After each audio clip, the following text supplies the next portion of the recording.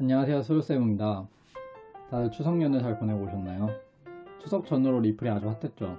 이 영상을 준비하는 동안 이 영상에 빨리 나갔어야 됐는데 생각을 했습니다. 이게 영상에 대해 자세한 설명은 스티밋 화이트캣 97님의 글을 참고하시면 좋을 것 같습니다.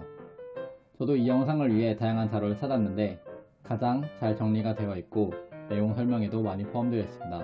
앞으로도 좋은 글 많이 써주셨으면 좋겠습니다. 그러면 알아두면 쓸데있는 신비한 콘사전 알쓸싱코 리플 편을 시작해보겠습니다. 2004년 라이언 포거가 리플페이라는 이름으로 전세계 은행 간 실시간 자금 송금을 위한 서비스를 개발하였습니다. 사실 이때는 현재 우리가 알고 있는 리플과는 큰 관련이 없습니다. 2012년 크리스 라슨과 제드 맥케일럽이 주도하여 오픈코인이라는 회사를 설립하고 암호화폐의 개념을 도입하여 리플 트랜잭션 프로토콜 RTXP를 개발하고 암호화폐인 XRP를 발행하였습니다. 2013년 9월 오픈코인에서 리플랩스로 사명을 변경했습니다.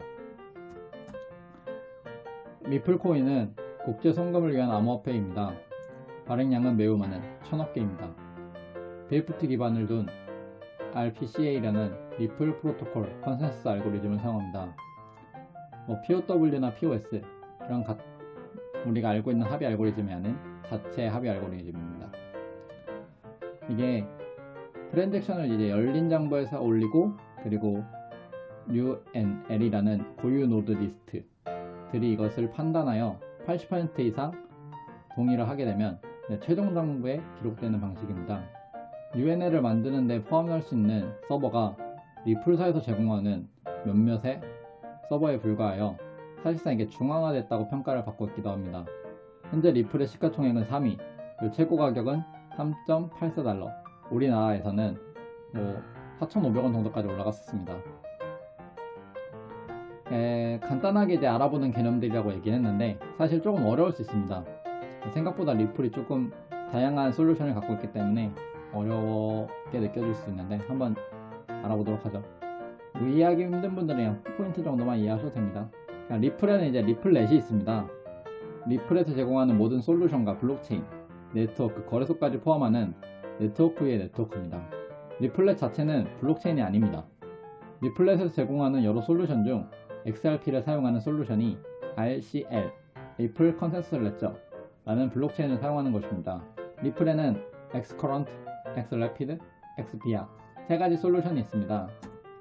Xcurrent는 은행과 결제 제공 업체를 위해 개발되었고 중개은행이 존재하여 송금을 검증할 뿐만 아니라 자신의 은행에 있는 노스트로 계정을 이용하는 등 스위프트와 거의 비슷한 거래 구조입니다. 여기서 리플은 인터레저 프로토콜 ILP라는 기술을 사용하는데 장부 사이의 통신을 위한 프로토콜입니다. ILP는 API 형식으로 은행들의 소프트웨어에 적용되어 다른 은행 및 기관들의 메인 정보와 연결됩니다. 엑스커런트의 장점은 기존 은행들이나 기관들이 자신이 사용하고 있는 소프트웨어를 그대로 쓰면서 스위프트보다 더 효율적인 솔루션을 제공할 수 있습니다. 엑스래피드는 유동성을 원하는 은행들과 중개은행을 대상으로 합니다. 그래서 유동성을 원하는 이라는 게 추가됐죠. 구조적으로 중개은행에 있는 엑스커런트와 동일을 한데 중개은행으로 송금하는 과정에서 피아트 대신 XRP를 사용하는 것입니다. 그렇기 때문에 노스트로 계좌가 없이 XRP 계좌만 있으면 되고 그렇기 때문에 블록체인을 사용하는 솔루션입니다.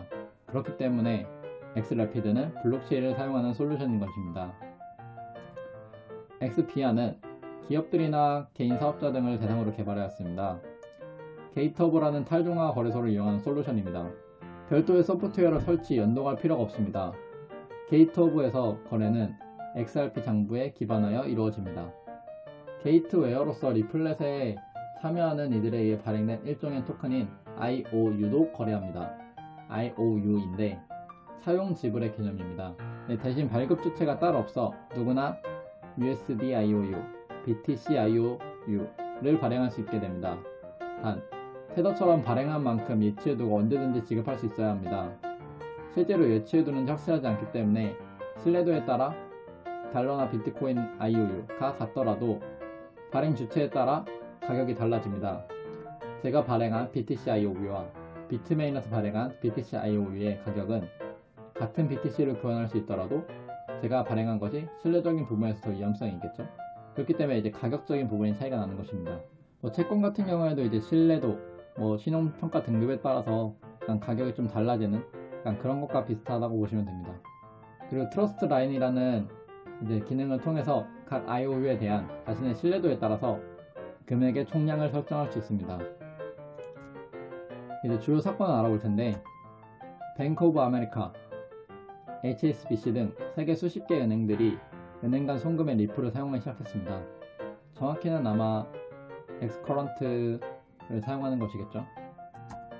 일본의 최대 은행인 MUFG를 비롯한 80% 이상의 일본 은행들이 리플 사용에 합류하였습니다. 리플은 그리고 꾸준히 스탠다드 차일드, NCB, 머니그램, SBI, PNC 등의 이제 대형 파트너십을 체결하였고, 이러한 부분들이 계속 호의대로 다가오고 있죠. 최근 이제 SBI 리플 아시아가 이제 일본 금융당국으로부터 전자결제 대행 서비스 업체로 인가를 받았다고 합니다. 2017년 이제 12월 대상자 성장 이제 전이었죠. 이때 이제 550억 XRP를 이제 에스코에 동결하면서 여러 가지 이제 소식들이 합쳐져서일 수도 있겠지만, 이런 부분들이, 그리고 코인들 시장이 좋아져서 엄청난 상승을 보여줬습니다. 그때 사람들이 리플에 엄청 열광을 했었죠. 그리고 이제 최근에 이제 리플, 우리가 알고 있는 파란색 그 귀여운 로고에서 또 이제 검은색하고 흰색의 이제 섞인 약간 그런 로고로 바뀌었다는 걸 알 수 있는데, 약간 그게 왜 바뀌었냐면, 리플사와 XRP는 분리해서 봐달라는 겁니다. 이게 증권형으로 만약에 리플이 분리돼서 이게 리플사랑 관련이 있다고 이렇게 얘기가 되면은 좀 증권법에 문제가 생길 수 있기 때문에, 이더리움에서도 얘기했었죠. 그런 부분 때문에 이제 이거를 확실하게 브랜딩을 다시 해가지고 구분한 겁니다. 그리고 최근에 나온 뉴스들도 좀 추가를 해봤는데, 내년 출범 예정인 나스닥 암호화폐 거래소 XRP 상장 가능성을 언급했다, 이런 뉴스도 있고, 그리고 리플의 공동 창립자였던, 그리고 지금 현재는 스텔라의 창립자인 제드 맥켈럽이 XRP를 이제 매각을 많이 했다, 이런 부분도 있습니다. 리플하면 또 리또속인데, 전 이제 이 짤 보고 너무 웃었죠. 옛날에 리또속이란 게 리플한테 또 속았다, 약간 줄임말입니다. 그림을 보면 아시겠지만 다른 코인들이 오를 때 리플은 초기에 많은 발행량으로 가격 변동이 크지 않았습니다. 하지만 상승할 때 거의 히말라야 산을 올라가는 급으로 급등했죠. 이 수익이 얼마일까요? 다시 이걸 바라면서 기다리시는 분들도 있을 텐데, 최근에 여러가지 좋은 소식으로 리플이 급등을 했었어. 한 30-40% 막 확 올랐었죠. 사실 이게 리또속이라고 불리는 게 그만큼 이제 가격 변동성이 많이 없었던 시절에서 그런 얘기를 하지만, 최근에 또 있을 땐 있어가지고 이걸 어떻게 볼지 모르겠지만 사업적인 전망은 좋습니다. 이미 솔루션들을 진행하고 있고 거대 은행들이 많은 이제 참여를 하고 있죠.